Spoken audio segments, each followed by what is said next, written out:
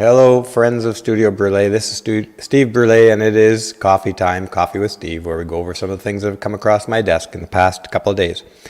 I'm now moved into my new place here in Puerto Plata. It's a big change and a new building with a nice view. Not as secure as I thought it would be. In the first 10 days, in 10 days after I moved in here, my motorcycle was stolen straight out of the parking lot here, which is entirely surrounded by a concrete wall and a steel gate and a security guard. But they came in and were caught on 5 of the 15 cameras, security cameras, 6:30 in the morning, and broke into the gate and broke the lock on my bike and wheeled it out within about 10-15 minutes. So we filed a police report on that. I'm not terribly hopeful that it will be found. Bikes are stolen here all the time. So I'm in the process of trying to resolve that. But I'll get right into the material here. And first of all, since this is a new time, let me know in the comments if you can hear me okay. The mic might be kind of a bit low. Let me check it out here for you. Testing on the mic, and the level seems to be okay in the comments, but let me know in the comments if you have a problem hearing me in the new setup. This is the first time I'm doing a live stream on this particular setup.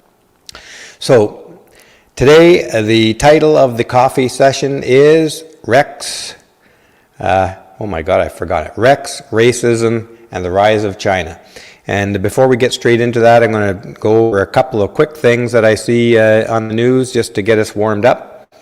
Switching over to the thing here. Here we have the NDP in Canada. The NDP is the Socialist Party of Canada, as some of you will know. And they are having their own convention, and at their convention they have a motion to debate getting rid of Canada's military. Not that it's a very powerful or big or influential military in the world, but this is the kind of thing the socialists today in North America and Canada and the US are debating. Completely eliminating your ability to protect your own borders, eliminate your military. What would a country do? How can a country survive with a lack of a military? Well, Canada has survived with a very limited military only because we live beside the United States of America, which is the biggest military in the world, up until recently. And I'm going to talk about this shortly.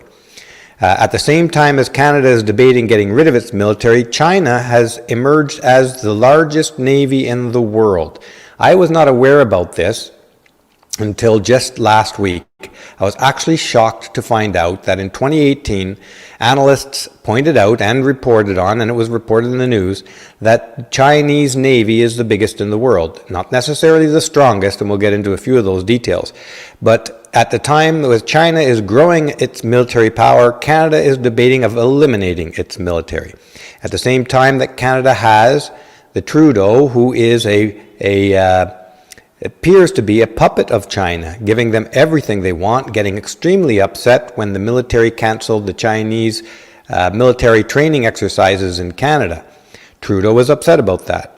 So here we have a time where China is augmenting its military in every way it can, and Canada is trying to get rid of its military and welcome the Chinese in. In fact, Canada was criticized for hosting Chinese military training on Canadian soil and letting Chinese military personnel have access to classified military intelligence. That was a scandal in Canada. But all of these things materializing in the same direction, as we'll get to shortly. Let's have a look further into this. These guys here in Canada. Reading from the article, the policy resolution titled Elimination of the Canadian Armed Forces was brought forward by this party's Spadina Fort York Electoral District Association. I think that is near Toronto, and Toronto is a massive liberal enclave and also very socialist mentality in Toronto for some reason. The motion claims, quote, in a world with a globalized economy, traditional militaries are becoming increasingly unnecessary. China doesn't think so. In fact, China thinks absolutely the opposite. China is trying to project its power and strength throughout the world using its enormous new navy as one of its prime vehicles. Let's read on of what these socialists, who are basically, the socialists around the world are pushing for a one world government. They are pushing for socialism, basically a form of communism. Socialism, communism as well has been discussed many times as two twins, really, with good reason. But in any case, they're pushing for a one world government. China is emerging as the largest world power. So these things are not coincidences in my mind. An NDP government, reading from the top, will commit to phasing out the Canadian Armed Forces, the policy resolution states. All members of the Canadian Armed Forces will be retrained at the expense of the federal government into civil service roles that help expand Canadian provincial municipal social services, such as expanded healthcare, education, community services, public transit, and parks. And of course, they're going to leave military and police work to the Chinese, who will come and take over Canada, which is a country of which will become a country of socialists with absolutely no backbone, willingly giving up their freedoms and rights and country to a superior power. Let's have a look forward a bit. This is another small item I took out of, I actually ran across it on Facebook, and it's a captured a page from Camille Paglia's book. And if you read from the top here, the 3 lines down, it spiked my interest, and I tagged that book in Amazon. I think I'm probably going to get it and read it, from Camille Paglia, and it has to do with civilization and art. Civilization is defined by law and art. Laws govern our external behavior while art expresses our soul. Sometimes art glorifies law, as in Egypt. Sometimes art challenges law, as in Romanticism. The problem with the Marxist approaches that now permeate academe via post-structuralism and Frankfurt School is that Marxism sees nothing beyond society. Marxism lacks a metaphysics, that is, an investigation of man's relationship to the universe, including nature. Marxism also lacks a psychology. It believes that human beings are motivated only by material needs and desires. Marxism cannot account for the infinite refractions of human consciousness, aspirations, and achievements. Because it does not perceive the spiritual dimension of life, Marxism reflexively reduces art to ideology, as if the art object has no other purpose or meaning beyond the economic or political. Students are now taught to look skeptically at art for its flaws, biases, omissions, and covert power plays. And this plays into the hands of the cancel culture people, of course. They're canceling all art because, as a Marxist perspective, they don't have a clue of what art is really about. They see it all as an ideological object. To admire and honor art, except when it conveys politically correct messages, is regarded as naive and reactionary. Only one Marxist scholar, Arnold Hauser, in his epic 1951 study, The Social History of Art, has succeeded in applying Marxist analysis without losing the magic and mystery of art. And Hauser, an early influence on my work, was building on the great tradition of German philology, animated by an ethic of massive erudition that is now lost. This is an interesting paragraph in that there's a lot contained in there, including a critique of academe as it is today. And as Janice and I have often spoke about on this channel, the university system is completely and utterly lost. It is completely taken over by the wokeness people, these Marxists that Camille Paglia here is talking about. They have no clue what art is about. They have no clue or interest in anything outside of their ideological commitment to feminism and Marxism. And so they have no value. They have destroyed the education system. So this one paragraph here, and I believe this is in the introduction of her book on art and civilization. I can't remember the name of the book, but I've earmarked it. It has so much packed into it that I think the book is probably worth reading. It's the only part I've read out of the book. So I'll qualify that. I have not read the book yet, but it's on my reading list today. So let's move on to the next topic on hand here.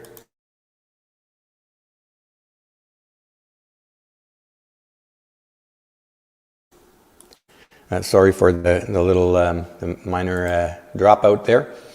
Here, this article from the College Fix. This is the racism aspect of our discussion today, of the coffee session today. This professor on the College Fix talked about him. March 1st, keep in mind, this was published just a little over a month ago, about a month and 2 weeks ago. This professor just stood up for white males across the nation. Read his powerful letter. Now, this letter is fairly long. Now, I've grabbed a couple screenshots of it, of the significant parts. Let's read a bit of it from the top here. The following letter was written by Jeffrey Burrell, an associate professor of electrical and computer engineering at Michigan Technological University. It is his response to the university's Senate resolution, quote, embodying university values, condemning hate speech, white supremacy, and ethnically and racially motivated intolerance. Burrell currently faces a petition that demands he be fired for his letter, and he knew this would be coming, but I applaud his courage. And it's interesting to me that this letter is rightly criticizing these social wokeness people of the sociology departments and psychology departments and the humanities in the university. The most important critique of the humanities is coming from outside of the humanities, as you might expect, from scientists, engineers, who are accustomed to peering at the truth with their eyes open and not being swayed by ridiculous ideological commitments like the feminists and the Marxists. Let's read a little bit of his letter here. Reading from the top. I am requesting an apology for the racist sentiments expressed in University Senate Resolution 4121. These racist sentiments contribute to a hostile work environment at Michigan Tech and are totally unwarranted. Proposal 4121 implies that white people and local people are racist. Racism is not restricted to any particular group. I find this resolution particularly offensive because I, as a white male, have been systematically discriminated against for 40 years. It takes a lot of guts as a white male to speak the truth to these people who have power over every aspect of our culture. He's speaking to the university administrators, but these same type of fascist, bigoted tyrants are in power of every structure in our society. And he fully expected to be criticized, and there is indeed a petition to get rid of him. And I can say that he's about my age. I'm in my early 60s. I anticipate that he's roughly my age, maybe a little bit younger. But I saw this start in 1984 when the vice president of research at Dow Chemical, a woman, came in and told us that the company would be preferentially hiring and promoting women for going forward. I thought it wasn't going to last more than a couple of years because it was so obviously bigoted and hateful, but it's gone stronger and stronger up to this day. And I saw the very same thing throughout my career. And when applicants were 95% male, at least 50% of the hires were female, and they weren't the best candidates. This has been going on since 1984. And this professor is speaking out about it. Here he is here. He does look quite a lot younger than me, actually, so no doubt he started his career when this stuff was in full-fledged, full power. Read on here with me from the top. When I hired into Michigan Tech, there were 2 job openings. One was available to anyone, and one was available only to a woman. I am guessing about 10% of the applicants were women, so this hiring was clearly discriminatory. At that time, overt discrimination was legal and called affirmative action. I don't know if Canada ever got rid of their affirmative action laws. I think they still exist. In fact, Justin Trudeau's father, Pierre, wrote this right into Canadians' Bill of Rights, the Canadian Bill of Rights and Freedoms, that all protected groups are protected. He identified every protected group, and the only group not identified that is prohibited to discriminate against is white males. And what do we see in Canada? Overt discrimination against white males. This is racism, plain and simple. You can't sweep it under the rug with the idiocy of feminist and Marxist, what do they call it again? The Marxist, their theory there is, I'm drawing a blank on the theory from the Frankfurt School. Somebody in the comments, you'll have it, I'm sure. It's all the rage in some of the news articles these days. Let's carry on, read a little bit more about what this fellow says. Reading from the top with me. At Michigan Tech, I recently decided not to apply for an interim department chair position because to take this position requires that I participate in Michigan Tech's illegal hiring activities. As a department chair, I would expect to get fired for opposing these illegal activities. This is very interesting. He will be punished for refusing to participate in illegal activities. That is the state of Western culture today under the tyrants, the Marxist feminist tyrants, the woke culture. Even if I did not get fired, I would be a poor advocate for my department, and I would expect my department to suffer if I advocated for fair and legal hiring. For this same reason, I have declined to be on a search committee for a number of years. And this is one of the not often talked about critical theory. Sorry, Hans has it right there. It's critical theory we're talking about. And what's in the news today a lot is critical race theory. But that's a whole topic we've discussed a bit before, and it's a topic for another day. Here's a guy who is self-limiting himself. He is self-limiting his own career. He knows that if he doesn't self-limit his career, he will be punished severely for being honest, for being morally right, for obeying the law. You can't make this stuff up, folks. You just can't make this stuff up. This is the state of the Western world today under these Marxist feminist tyrants. Reading from the top, note that these racist and sexist policies are hurting people's careers at Michigan Tech. I doubt very strongly if I am the only one. At first, I hesitated to write this letter for fear of retaliation. Since this is an important issue to humanity and Michigan Tech, I decided to make these comments anyway. I fully expect to experience retaliation associated with bringing these facts to light. The fact that I expect retaliation is an indication of how hostile I consider the environment at Michigan Tech. This guy is absolutely right. We need to support guys like this. We need to encourage professors to speak out, speak the truth, do their job. That's the essence of an intellectual, is to speak the truth. To seek the truth, speak the truth. Not to create a bunch of lies like we're dealing with today, which is why we often say that the university system in the West today is irrecoverably distorted, irrecoverably destroyed. It's run by the absolute worst possible people who are posing as intellectuals. Reading from the top. The diversity literacy training talks about the accumulation of disadvantage. I, because of being a white male, have suffered this accumulation of disadvantage for 40 plus years. He has to be my age, but maybe that's an old picture of him. Discrimination in hiring and discrimination in grant allocation, discrimination in advancement, etc. And not only that, he doesn't mention it here, though he did in the previous paragraph.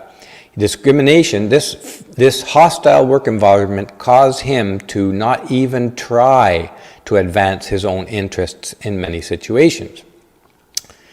This is the result of this oppressive culture of the feminists. Clear and simple. Reading onwards. My neighbor, a local, applied for a federal job last year. He was told by a friend who had a related job that he should not bother pursuing this job because he was not the right type, quote. What the right type is in this case, I do not know, but it was clearly not white males like my friend. Again, local white males are suffering more discrimination than any other race or sex, and singling them out as being the problem is unfair, untrue, and insulting. And we're seeing this in a video in Washington, D.C. that came out, I think, just yesterday or the day before, where a group of rioting looters are attacking white people, pulling them out of their car and beating them up, and they're telling, and you can hear them on the video saying, is that a white person? Is that a white person? You know, take them out, beat them down. These ideas, they have been supported by, encouraged by, and given legitimacy by the professors in the universities, and then the baton was taken up by the political crew like Nancy Pelosi and I forget the other congresswoman's name, but quite a few of them in there are actually supporting, condoning racism and violent racism against white people. Let's read on.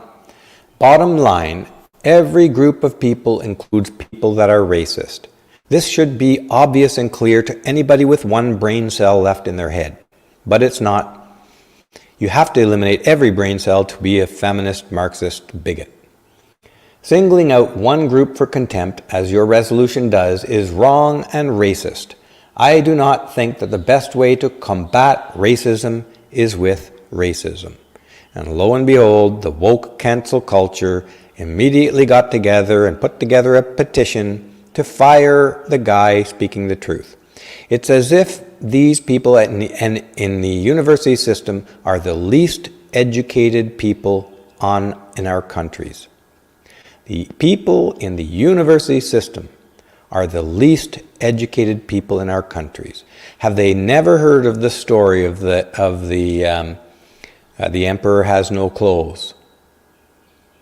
Here's the guy telling the emperor he has no clothes, and just like the story, he's being targeted for destruction. We have a group of people calling themselves intellectuals who are the least educated, the least intelligent people in our culture today. Reading from the top. My statements concerning hiring practices at Michigan Tech will be taken up with the administration, since this is outside of the purview of the University Senate. They are included here to support my outrage at being called racist, when for my entire life I have been discriminated against. But I would like a public apology for the racist sentiments in Senate Resolution 4121, directed at both white people and local people. I got to applaud this guy, and we really need to support and applaud any academic, any person in any walk of life who stands up to the woke tyrants. Moving on, as if on cue, and not that this next example is unique or it is plentiful, in fact. But here's a guy calling out the racism at the universities and the racism within our culture targeted at white people, coming and condoned and coming from all elements of our society and coming from those in power. And what does the next example show barely a month later? Just one of many, many, many such examples on university campuses in our cultures. Let's read from the top. Theology professor defends her, quote, "Dear God, please help me to hate white people." Prayer. She published this. And then we've seen a lot of this kind of thing before, and we're seeing videos of people actually hunting down white people, dragging them out of their car, beating them up for being white, punching them on the street just casually. And where is it coming from? It's coming from these professors who are trying to make hatred and racism and bigotry and violence against white people legitimate. And here's one here. Let's read this. This is from April 13th. Reading from the top. This is part of her prayer. "Dear God, please help me to hate white people, or at least to want to hate them." The prayer begins. "At least I want to stop caring about them, individually and collectively. I want to stop caring about their misguided racist souls, to stop believing that they can be better, that they can stop being racist." There's so much packed into this. She is really virtue signaling there right away, right off the bat. She's implying that she is a caring person. She just wants to stop caring because it's hurting her so much. There's so much self-deceit built into that. There's so much ignorance built into that. There's so much anti-intellectualism. There's so much lack of self-awareness built into this statement. She has, in fact, absolutely zero caring in her soul. She has zero caring individually or collectively. She is a racist bigot. She is trying to rationalize and justify and spread her racist bigotry. This is what she's doing. In A Rhythm of Prayer, this was published, okay? A collection of meditations for renewal. It was published in February and became a bestseller, folks. Listen to this. Racism is selling extremely well. It's on the top bestsellers list, the New York Times bestsellers list. As was the anti-whiteness books by, I forget the author's name. Being racist against white people is extremely popular today. It sells well. People boast about their anti-white racism. They boast about it. They're proud of it. They see it as a mark of virtue to be hating and spreading racism against white people. We really got to start calling this stuff out, because this is corrosive to all human relationships. It is corrosive to society. It will lead to warfare. It will lead to civil unrest. And it is. Not to mention that it's just plain wrong. And it's just plain wrong that we have racist, hateful bigots that we're putting in positions of authority and legitimacy as university professors. Another reason why I continually say university system is irrecoverably broken in Canada and the US. Irrecoverably broken. We have the stupidest, most ignorant, the most hateful people are being celebrated in our university systems today. Reading from the top. My prayer is that you would help me to hate white people. You know, the nice ones. The Fox News loving Trump supporting voters who don't see color, but who make thinly veiled racist comments about those people. Well, those people, those kind of comments are coming from this woman who is paid likely in well over $100,000 a year, maybe $200,000 a year, to be a bragging, boastful, racist bigot, and a stupid one to boot. Reading from the top, although all bragging, boastful, racist, hateful bigots are in fact incredibly stupid. Reading from the top, Lord, if it be your will, harden my heart. Stop me from striving to see the best in people. See how she's patting herself on the back over and over and over? Stop me from being such a great and wonderful human being. I am like the best. Christ should follow me as an example, is what she's trying to imply here. This is a psychopath. This is a narcissist.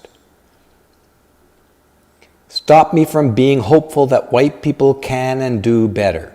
Let me imagine them instead as white hooded robes standing in front of burning crosses. All the easier to justify violence against those white people. This is what it's about. Justifying violence against the people she in fact hates. This is a bigot. And here she is. This is her Twitter page here. Dr. Shaniqua. It is sad that in this day and age, we celebrate the stupidest among us, the most bigoted, the most hateful, the most small-minded. We've raised them up and put them in power. This is her here. That is the face of a hateful, racist, violent bigot. There's no other way to say it. She has no place in the university system. She's not an intellectual. She's a racist bigot, rationalizing her pre-existing racism and bigotry. That is who she is. And here, she has a lot of followers, by the way. A lot of followers on Twitter. And like the book became a bestseller because this idea of hating white people has been built up by the feminists in our culture for decades, starting decades ago. And now if you have some guy like this guy, Andrew Rob Scott, some self-hating white guy, and listen to what he says. Read what he says in his Twitter post. I am so sickened by the backlash over the prayer Dr. Shaniqua offers in Sarah Bethy's A Rhythm of Prayer. Not that Dr. Shaniqua needs it, but this is going to be a whole thread. I was a student of hers in seminary and took a course on racial reconciliation taught by her. So she is actually teaching seminary school. Well, apparently, being a hateful, racist bigot, trying to incite violence against a distinct group of people in our society, apparently that is food that is appropriate for seminary school in today's world. Wow, that's some kind of Christianity she has there. And here in her own words, in all truth, my family and my personal experiences have given me millions of reasons to hate white people. These are the people who put her into a multiple $100,000 high-status professor job. Probably she got it because our culture lowered the standards for people like her and put her in place because she's a black woman. Not because she's intelligent, not just because she has anything positive to offer our culture, because she's a black woman. And she's calling that hateful. Well, it is hateful. It's hateful against white people. The hatred would be justified, she says. I could even find biblical precedent for it. She never once comes up with an example of how she faced hatred from white people in her life. I suspect because there isn't one. Reading on. But damn it, if God hasn't given me a different spirit, gotta get that. I mean, she must be getting a cramp in her arm, patting herself on the back so much, the narcissist. One that insists on looking for goodness and possibility. One that holds anger and hope together. What a self-congratulating twat. These people should have no position of power in our culture. She has exhibited and is proud of her racism, bigotry, and hatred. And she's a narcissist to boot. Not that we need that part to throw her out. The Blaze reports that the professor's prayer is not her only criticism of whiteness, noting that in a lecture at Theo Ed Talks, Walker Barnes blamed racism on pathological whiteness. This is a person who doesn't even understand the concept of racism, has no clue of the history of racism around the world, and even the racism that exists today, and the slavery that exists today in other parts of the world. This is a woman who is giving Theo Ed Talks, similar to TED Talks, I think, along the theological lines. This is a woman who's celebrated as one of the best and brightest. She has no idea that white people were also slaves, that every race of people were enslaved, every race of people has racists within their ranks, and every race of people has experienced racism, more than she has. In fact, I don't believe she's experienced any racism in her life. She grew up in the era of affirmative action in which every door is opened for her, every escalator is turned on and in her direction, and she was propelled to the top of her field specifically because of her gender and her color. She benefited from racist practices in our college and in our culture. The very practices that the previous letter from that professor at Michigan Tech was talking about. She's the beneficiary of racist practices against white people in our culture. And she is preaching to accelerate those racist practices. She is preaching to justify people's violent and racist views of white people. She is a racist bigot. There is no other way to say it. And here she is at her TED Talk. And this is the article from Blaze Media, printed April 7th, 2021. And I think this is from the Blaze Talk. In a lecture at Theo Ed Talks, Walker Barnes blamed racism on pathological whiteness. Quote, "It is becoming more and more obvious that whiteness is a dysfunctional system. that it is a pathology that poses a danger to individual white people, definitely to the well-being of black and other people of color, and it poses a threat to the fabric of our democracy if left unchecked. And yet, Black Lives Matter, rioting and looting is not a danger. The rise of racist attacks against white people, being dragged from their car in Washington, D.C. this week and beat up because they're white, this is not a danger to the fabric of our society. Again, I can only conclude that we have elevated the dumbest, the most bigoted, the most hateful people into the positions of power in our culture today. That is the state that we're at. Let's move on to the next. And I always love Rex Murphy's columns. Rex Murphy writes for the National Post, and this one is as good as always. I've never read Rex Murphy and thought, wow, I didn't like what he read. No, Rex Murphy is always insightful. And here Rex is talking about, and I'm sure you guys have heard about this, the fact that Jordan Peterson is now being turned into an evil character in the comic book series. I think it's Marvel Comics. And the face you see there, I forget the name of the character. Red Skull, the Red Skull. They're claiming this is based on Jordan Peterson of all people. And Rex Murphy has something to say about that. Printed April 8th in the National Post.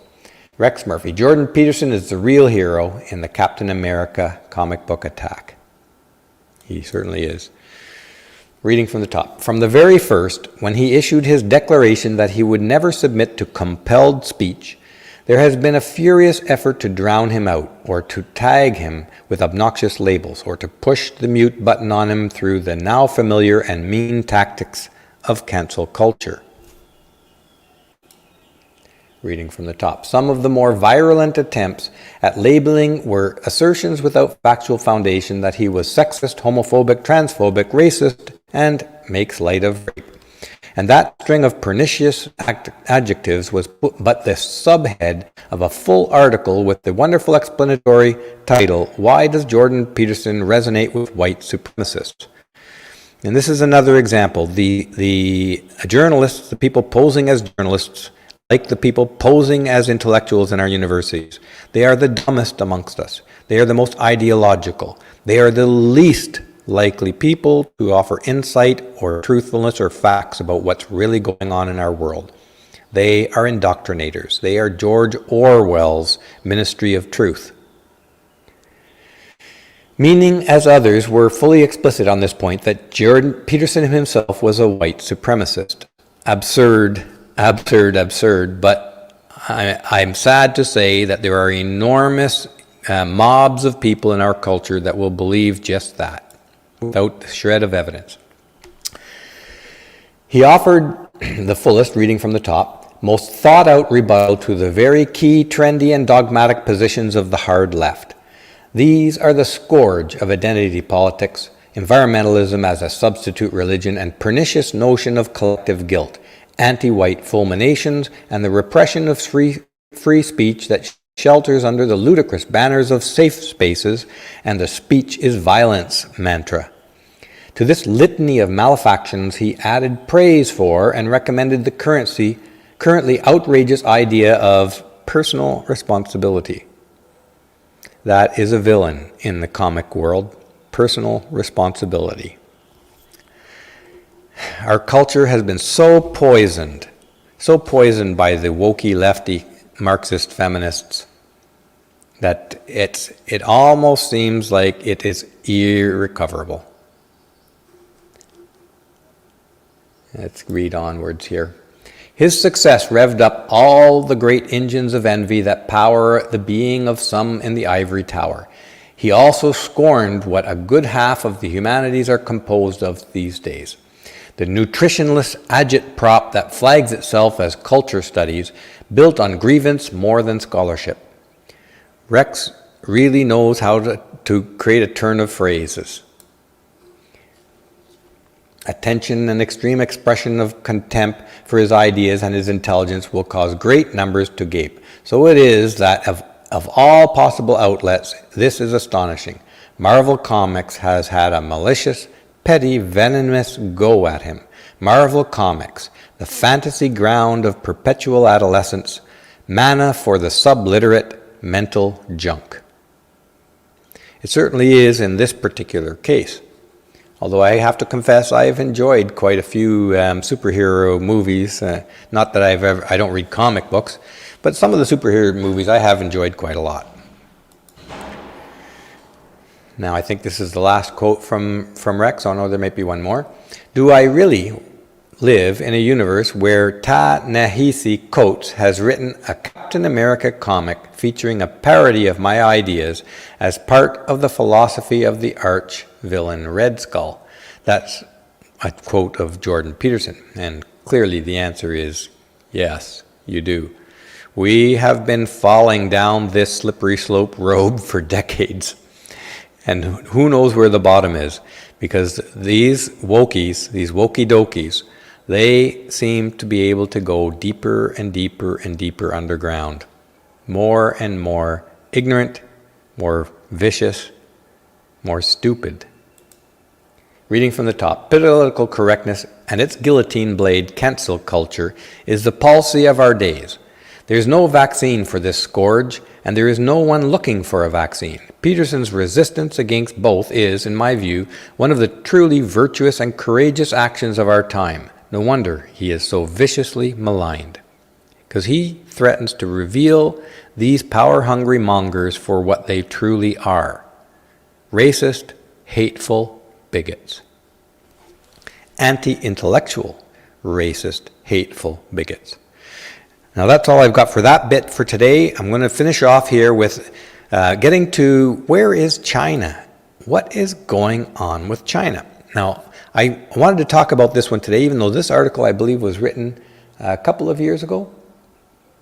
I can't remember. No, I think this article is recent, but it's based on something that first came to light in 2018, and actually almost 10 years before that, which is the growth, the spectacularly fast growth of Chinese Navy.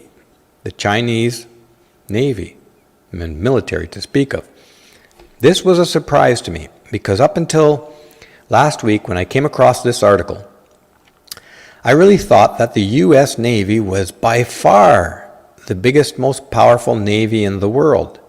But it turns out that in 2018, the Chinese Navy surpassed the size of the U.S. Navy. Now that doesn't mean it surpassed it in military capacity, in force. It has surpassed it in number of ships in many ways. There's many ways to count that metric, but it is the very fact that the Chinese military is getting into the same order of magnitude as the U.S. military is very interesting to me, and it was a shock to me, because here's the other thing: what are the chances that a virus comes out of China very shortly after the Chinese Navy is roughly getting into the order of strength of the U.S. Navy, and that this particular virus is successfully manipulated by the super powerful elite of the world to destroy the Western economies while strengthening the Chinese economy? How long can the U.S. remain a superpower of the world with their economy being attacked by various different viruses, by a World Economic Forum that explicitly states that the Western world has to take a cut, has to take a reduction in quality of life? The same World Economic Forum that had the Chinese president here as a keynote speaker at the World Economic Forum. China leading the way. George Soros indicated that it was up to China to take the lead in the world. Bill Gates and the Chinese are heavily invested in Africa because they want their resources and they want control of African resources, which their Navy will help them get. And Bill Gates and the CEOs of Facebook and Twitter, they're all investing heavily in Africa. They want to destroy or reduce the power of the West and grow their power in the East. So what are the chances that this all just started after China has a very powerful navy in place? So let's read a little bit from this article. This is a very long article. Well, very long, yeah, it is quite long. I only have a few of the quotes from it, and I highly recommend you read the whole article, because there are some nuances in the article to take into account here. But at least to say, China has built the world's largest navy. Now what's Beijing going to do about it? And this came out just slightly over a month ago, 1 month and 1 week ago, roughly speaking. And it was printed in CNN of all places. I'm not a fan of CNN, but I have to admit, this particular article is actually quite good. And here is the president of China on one of his Navy ships. And this little graphic details the growth of the Chinese naval fleet. They predicted that the number of battle force ships in China's navy would reach 360 by the end of 2020, making it the largest navy in the world by size. The United States plans to increase its fleet from 297 to 355 battle force ships in the near future, but it does not have the U.S. plan does not have specific target dates for this. The Chinese have specific target dates for their growth of their navy. They can do that because the Chinese have built a massive capacity to build ships in China. They build their own merchant ships and put them out to ship their goods all over the world. And they use those same shipyards to pump out military ships now. So U.S. does not have the same capacity to build ships as China does today. That was a shock to me. Let's read this from the top. In 2015, Xi undertook a sweeping project to turn the PLA into a world-class fighting force, at the same time that other countries in the world are telling their citizens that they don't need a military. Isn't that rather coincidental? Canada doesn't need a military. The Chinese are going to come in and protect us with their military. We all know that's all going to be just friendly, isn't it? He had ordered investments in shipyards and technology that continue at pace today. They're not done. China has a stated goal to be the largest economy in the world, and they have a goal, not stated, they have a stated goal to have a large navy force, which they say is to protect their national borders. But their naval force they are building is heading in the direction of having force all around the globe. So they have a stated force to grow their navy, and they're claiming it's a defense force, but it's looking awfully offense-oriented. By at least one measurement, Xi's plan has worked. At some point between 2015 and today, that's 6 years, China has assembled the world's largest naval force, and now it's working to make it formidable far from its shores. Call me a conspiracy theorist, but there's a one-world government coming. And our quality of life and our freedoms are not in the cards. The Chinese intend to dominate the world, both economically, militarily, and culturally. And they are not particularly friendly to the idea of rights and freedoms of citizens like you and me. Reading from the top.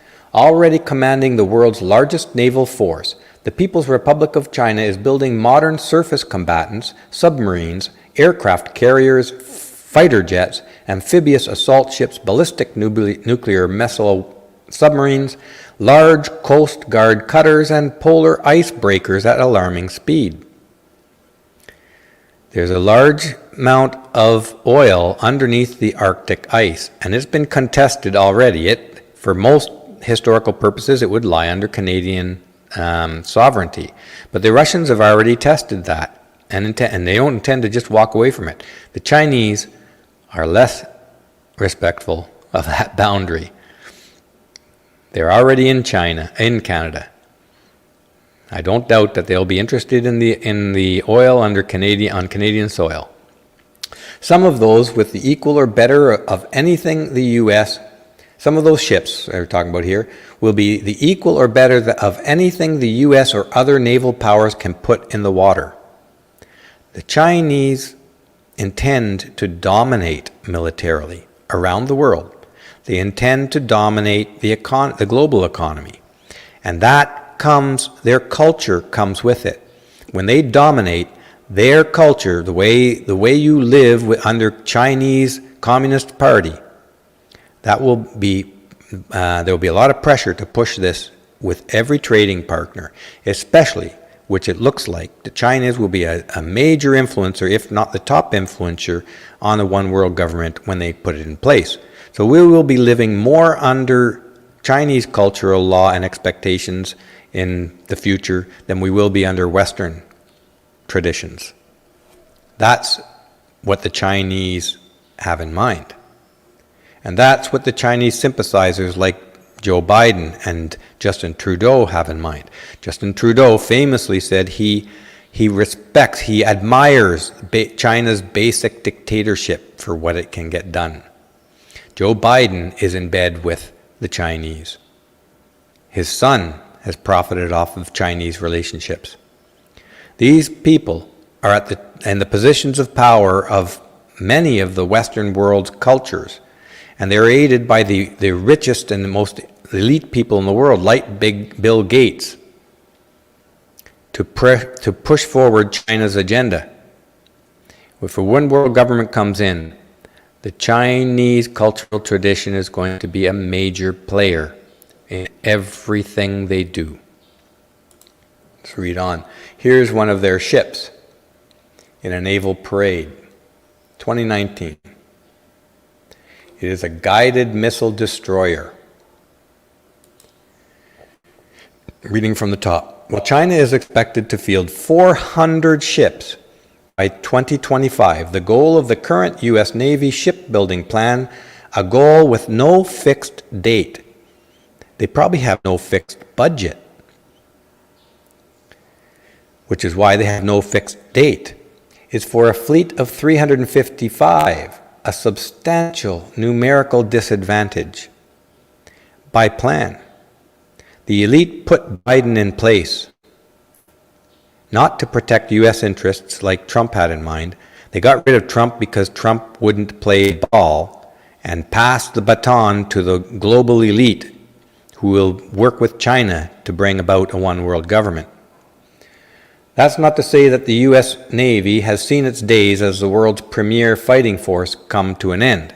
No, the article does go into some detail on some of the exceptional strengths of the U.S. Navy, and it is strong. But what good is a strong U.S. Navy against a imperialistic culture intent on global domination if that strong Navy is under the orders of a president in the White House who is sympathetic to the goals of the Chinese imperialists? What good is a strong Navy if the will to use it is not there? If the will to protect your country is not there? And in Canada, there's an enormously strong socialist element that supports the NDP, and the NDP support the Liberal government. And within that group of people, that mindset, they want to eliminate the Canadian military altogether. The absurdity of all this, only George Orwell could correctly describe. The words fail me at the moment. Reading from the top, the U.S. Navy still fields more tonnage, bigger and heavier armed ships like guided missile destroyers and cruisers than China. Those ships give the U.S. a significant edge in cruise missile launch capability. That's today. China has come to this point in only 6 years to be not a contender for the largest navy to being the largest navy in 6 years. The U.S. does not have the budget or the will or the political will or the support of the people to protect its own national borders today, much less grow its military and keep at pace with China. No, the U.S. will not grow at the Chinese pace. The Chinese is still growing at the same pace and will be enormous within 5 to 10 years. There's a famous saying, it's not important where you are, it's important where you're going. And where the world is going is China as the overriding superpower. And the US is sitting back, opening the doors, allowing it to happen, letting them in the gate, giving up their culture, almost rushing in a hurry to give up their culture, to give up their country. That's the mentality. There's a reason for this in the goals of the elite. The elite never liked a wealthy middle class. And the US and the Western world does have a wealthy middle class. The elite, throughout all of history, and I talked about this in the Coming One World Government video, that the elite always want elite ruling class and a working class, a slave class. They never liked a middle class. Those middle class people are hard to control. They can become independent and not have to work, and therefore not have to obey every single petty command coming from their overlords. They have freedom to leave their job. They have the ability to leave their job. They have the ability to grow and threaten the power of the elite and become amongst the elite. The elite don't like that. They want to pull up the ladder so that nobody else can come up and compete amongst them.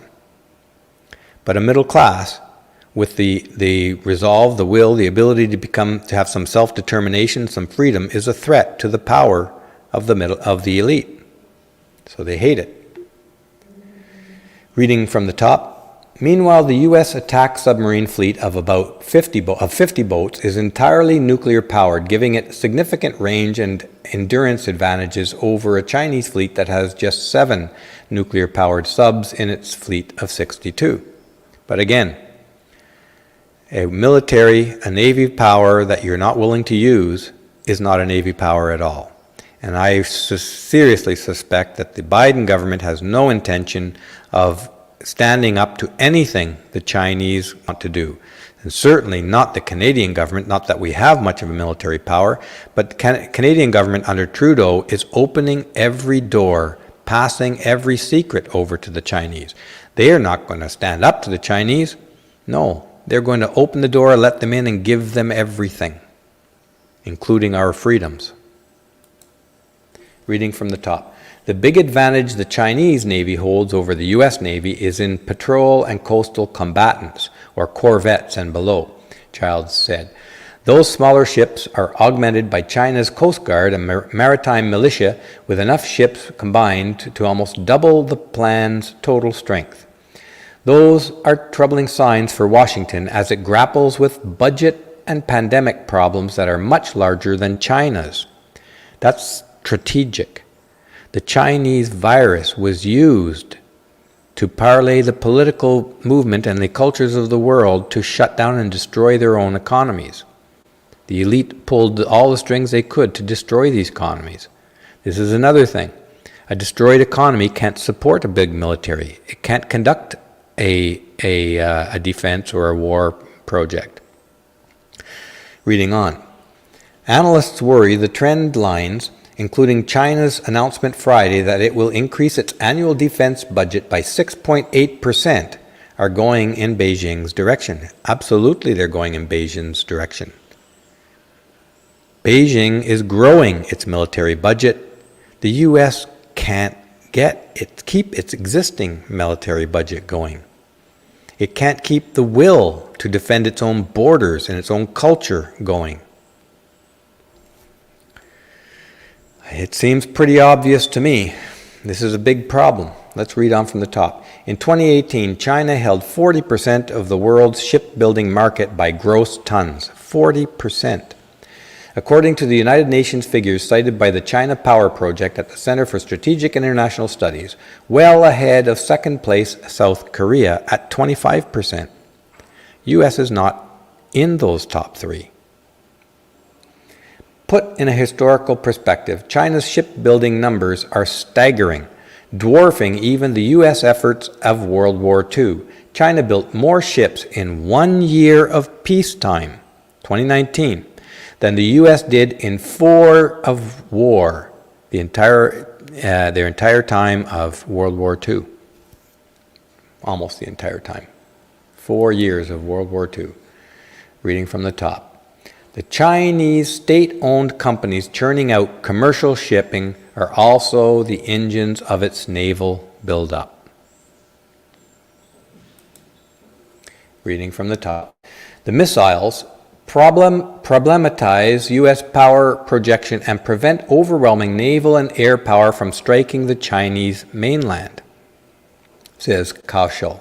However, this also has the effect of facilitating power projection against local nations, as these nations are far more vulnerable when the maritime links that enable the U.S. to support them are severed. In other words, Chinese coastal naval force can stop the U.S. from coming in and protecting any of the countries within striking distance of Chinese naval force, which is the entire Southeast Asian area. And they give an example in the article. I don't know if I quoted it here. Yes, we do. No, the example in the article was how would China protect Taiwan, for instance. Taiwan is not far away, and China has no intention of Taiwan of having any independence of China, and they've said as much. Let's read on. Take a look at what China is really investing in. U.S. Chief of Naval Operations Admiral Mike Gilday said this week in an interview with Breaking Defense. Yes, they are putting more ships in the water, but they're investing heavily in anti-ship missiles as well as satellite systems to be able to target ships. That means, whose ships are they setting themselves up to target? There's only really one threat to China in the world, and that's the U.S. Why are they setting up anti-ship missiles and satellite systems to be able to guide those missiles to target ships? Let's say China wants to spread its borders to the south, like Taiwan, or through Pakistan. The U.S. ships have to get there in order to have any ability to defend. For instance, it has a treaty to defend Taiwan, military defense of Taiwan. How will it defend Taiwan if China can prevent those ships from getting to the battleground? Pretty tough. Let's read on here. So why is the PLA Navy building aircraft carriers, amphibious assault ships, and large, powerful destroyers and cruisers suitable for operation far from China? I mean, I think that's a rhetorical question. China fully intends to be the dominant power in the whole world, and the elite intend to unite the world under one world government. So what is that one world government going to look like? The elite are already pushing socialist communist type ideas through every one of their structures, including the World Economic Forum, the United Nations, the World Health Organizations. All of these organizations under who the elite, like Bill Gates and the Facebook and Twitter CEOs, they are all pushing in that same direction. China, being the biggest world power in the not too distant future, will be the dominant influence on culture around the world under a unified one world government. And China does not very much like individual rights and freedoms. The freedom of speech, the freedom to criticize those in power, the freedom of travel. We're already seeing health passports being put in place. We have the U.S. military has been researching an implantable blood monitoring chip that just came out about a week ago. I can almost guarantee you that those insertable chips will be linked to your ability to get a health passport along with the vaccines. And so your health passport at one day won't be valid unless you have the implantable chip that will be monitoring your blood for various different things. What the direction we're seeing this world in today, we saw from post-World War II to today a unique period of human history. The only period of human history when large numbers of people enjoyed relative prosperity and relative personal freedom. Those are eroding today. The elite never liked that. They never will like that.